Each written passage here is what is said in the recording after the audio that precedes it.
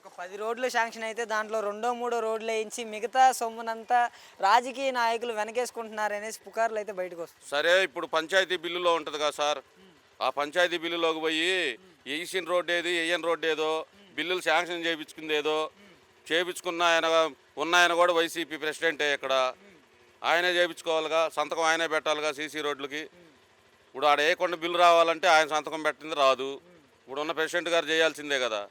మరి ఆయన ఏదన్నా ఇరిగేషన్ తీసుకొస్తే దానికి మేము స్వాగతిస్తాం, ఏదన్నా ఫ్రాడ్ జరిగితే. అంటే గత ప్రభుత్వానికి ఇప్పుడున్న ప్రభుత్వానికి వ్యత్యాసం ఏంటంటారు? వ్యత్యాసం ఏముందండి, ప్రజల్లో ఆనందంగా ఉన్నారు, కేసులు లేవు, గొడవలు లేవు, మందు కూడా మంచి మందు వచ్చింది, మద్యం పరిస్థితి ఏంటంటారు? అసలు మద్యం బ్రహ్మాండంగా ఉంది, ఇబ్బంది లేదు, నాణ్యమైన మద్యం నాణ్యమైన మద్యం దొరుకుతుంది, ఆనందంగా తాగుతున్నారు. ఇంతకుముందు చింత చెట్ల కింద తాగి ఆ రోడ్డు గుంతల్లో పడి చచ్చిన వాళ్ళు చాలా మంది ఉన్నారు.